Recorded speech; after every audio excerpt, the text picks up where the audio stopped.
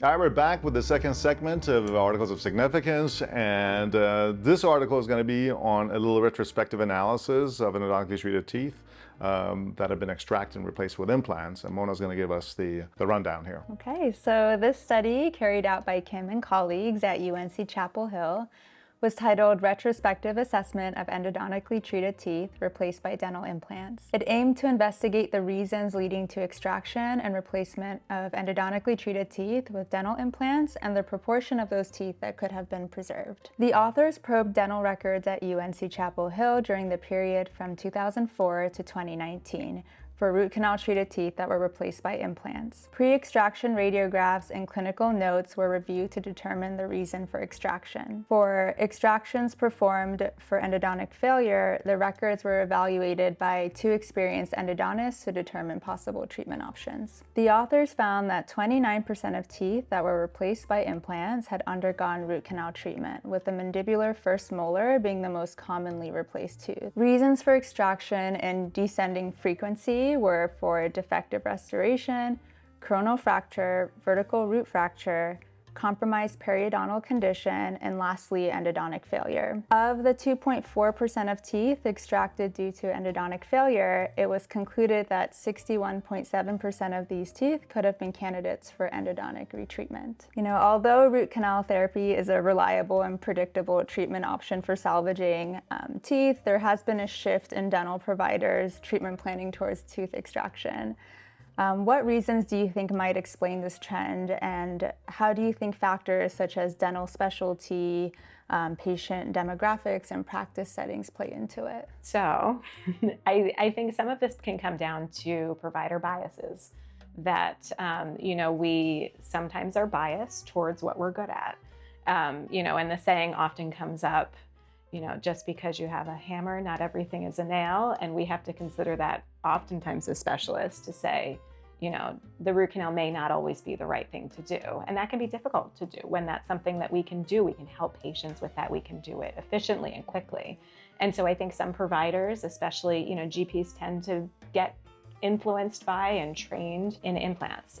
Patients also, are directly sort of marketed to, and sometimes will have had prior experiences. Maybe they had a prior root canal treated tooth fail and have had good success with an implant. And similarly, it can go the other way. We get patients that come in and say, well, I had another implant fail, and so I want to try to save the tooth. So sometimes, these patient biases can come in. That said, there's a number of different factors that we want to consider, because the root canal isn't always the right thing to do for our patients. And this study sort of goes through that decision-making criteria to understand the etiologies, the reasons why things fail, that should be part of that decision-making process. And Mona, I think it's a great question to consider, especially in the scope of dentistry as a whole and prognosis literature that's being presented to GPs and endodontists. Because if we go back historically, if you look at implant success rates, they are reportedly very high. And if you consider the criteria for judging success, some of those successes are fairly loosely defined. We go now to the endodontic literature that has notably very strict success criteria. And so reported success rates were perhaps a little bit lower for retreatments than what were reported for implants. And so that may have also played into some of that provider bias towards pursuing extraction and implant replacement. We know now, we go back to the paper from Sabetti that we just reviewed, success rates for retreatment are favorable, and perhaps more favorable than what we historically thought. And so I think now, in light of different evidence, we do need to consider retention. I'm glad to see more schools looking at why perhaps we haven't. Was it Mark Twain who said there's lies, damn lies, and statistics, right? So here you have a case in which statistics could be weaponized and used against endo. When we try to create, going back to the what we talked about in the previous segment, we were trying to define success in very strict criteria, and then as a result, then you have another group of people come in and they have only retention as their criteria for success. And then you end up having a situation where you're comparing apples and oranges, but most people are not really reading, detail into the nuances of the differences. and so they end up extracting their teeth. Now, University of North Carolina, where this study was done, is an excellent program, endodontic program, which goes to show that even in institutions in which you have great endodontic presence, this kind of situation can happen in which many teeth end up being extracted. Now, we don't know exactly what the details of those specifics were in this case. Maybe the teeth were, because they were assessed radiographically to be potentially retreatable, but we don't know what the restorative situation was. There's a number of other factors that we don't know about. But I feel like this study, like among other things, proves the importance of perhaps having our institutions, maybe the American Association of Endodontists, get together with the American Association of Periodontics and Implant Surgery and come up with some form of objective, reproducible criteria for making that kind of decision as to whether a tooth should be saved or not. Because right now this information is very diffuse and it's very case dependent. That enters the bias of the operator, and that is not necessarily what you want if you're a patient. You want to have something that is going to be robust and systematized, that's evidence-based, as opposed to be your operator's bias. You don't want to lose your tooth just because your operator is not even comfortable, interested in doing retreatments, or is only trained to do implants, or vice versa. So I feel like this points to the need for that as its main criteria. What do you guys think also about what they found in terms of vertical fractures being, they found about 20% or so was the rate of the vertical fractures of teeth. Did you find that to be credible? Because again, I feel like they made those decisions based on the radiograph, J-shaped lesion and probing, which is associated, but is not, definitive for vertical retracture. It's not only not definitive, but they were only using periapical radiographs, and we know that they're going to miss many, many fractures. Radiographically, we usually can't see fractures. We can just see the patterns of bone loss that are associated. The authors, to their credit, do point out those limitations, but they say we may have been over-representing root fractures. They might have also been underrepresenting. There might be things that they missed in there. So I think that it just shows that this is a difficult situation, a difficult diagnosis to make. Rebecca and I were chatting about on the way down here, that sometimes it can be perioendopathology that mimics vertical root fractures, and those could be treatable as well. Certainly we know vertical root fractures are catastrophic. When we're highly convinced that those are the case, we let our patients know, but there can sometimes be that shadow of a doubt where we say, well, I'm this much convinced that this is what we're dealing with. We have options to try this, or we have options to go to an extraction. And so that's where the shared decision-making with a patient comes in, to say, okay, how do you feel with these odds? What do you want to do? I did appreciate the author's acknowledgement that they had suspected vertical fractures versus confirmed, because they did, out of that 20%, kind of parse out which teeth did have confirmed vertical fractures based on noting them at the time of extraction or during exploratory surgery versus those where it was just suspected.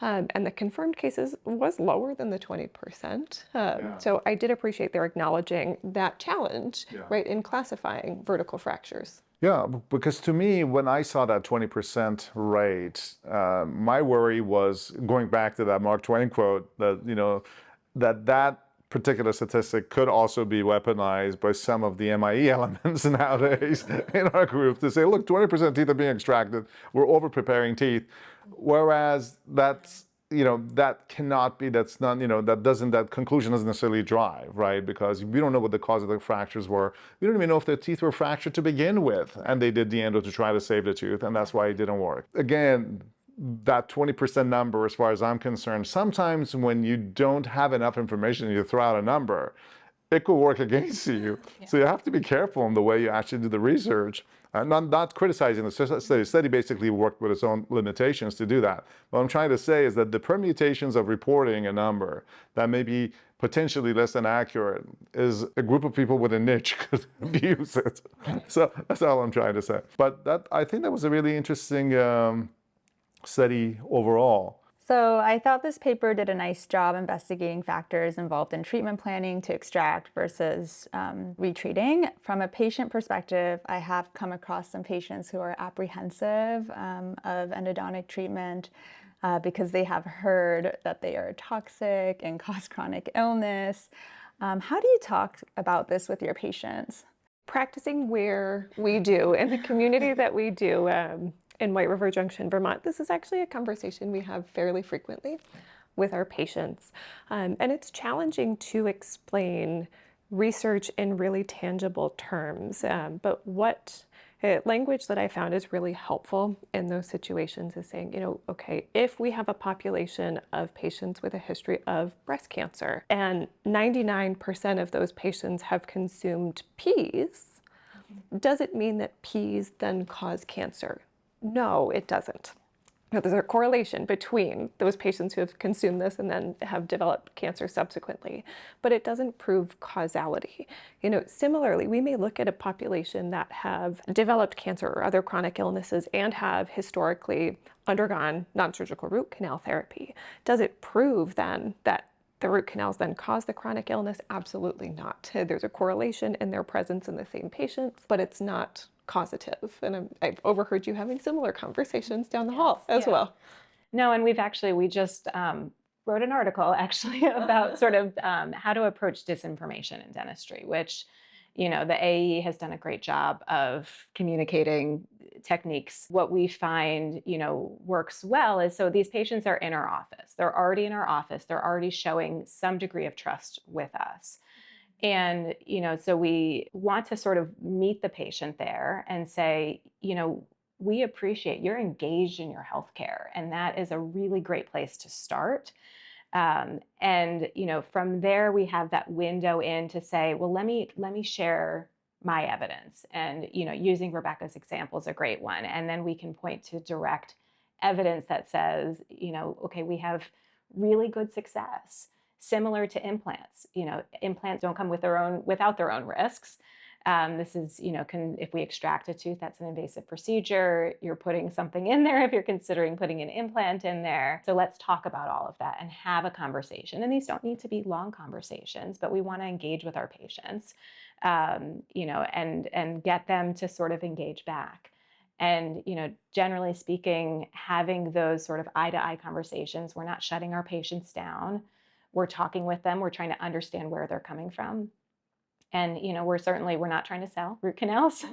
And sometimes reminding patients, we're not trying to sell root canals. This is just one of several options that you have. And I'm just here to help you make this decision. Yeah, generally groups of people that are having these concerns are educated, they're college educated, and they are concerned about their health rightly. But unfortunately, as Brooke and Rebecca both said, they're slightly misinformed in today's world of, propagation of information through the internet. Anyone's got a voice, and as a result, you end up having a group of people with a niche of holistic procedures that are then pushing specific types of implants. And to me, the irony is that, these holistic people are not interested in saving their own natural tooth, but they're perfectly willing to replace it with a metallic implant. And then nowadays, the term they use is, it's a ceramic implant. It's not a metallic implant, which last time I checked the periodic table, zirconia is actually a metal. So it is white metal, but it's still a metallic implant, even though they call it a ceramic implant. It's just pure marketing. And unfortunately, people can't get, again, into the details of things. And so they fall for these schemes of people who are trying to differentiate themselves in the how they market their practice. Now, root canal therapy can fail like any other procedure. Everything goes back to what we discussed, which is follow-up. If you have good follow-up after you do the procedure, and you can check if you're in the great majority of people, the 89% of people that where a lesion would heal, then you kept your tooth. If it didn't, now you can go ahead and get an implant. It's just, to me, the idea of trying to remove a tooth in order to prevent a potential infection is the idea of committing suicide to avoid death. So it's kind of, it makes no sense. So it is a big ongoing problem, and it could be addressed. It's funny because the correlation causation fallacy in regards to root canals causing cancer, people are willing to accept that, but they're not willing to accept the 2003 World Health Organization report that people that are edentulous have a lower life expectancy. It's a correlation causation too, but it's the same thing. It's like if you pull your tooth. Now, we don't say that if you pull your tooth, you're going to end up dying earlier, but that correlation as a result is basically the same kind of a thing. In fact, but there have been additional studies that have been done in regards to the cancer thing, where they found that people who have had root canals did have actually lower cases of oropharyngeal cancers. There was a study that was done, and it's actually published in the AE website. But one last thing I want to say is that most of the evidence and support that these people bring on to say that root canals are toxic and a problem are based on the studies and the work that was done by Dr. Weston Price back in 1925. So, I mean, I'm hoping that 100 years later, we really have even a different idea what endodontics is. We have different techniques, technology, and a whole better concept of what is it that we're trying to do. Back then, I mean, nobody even knew what they were doing. You know, the Kakashi and Stanley study wasn't even done.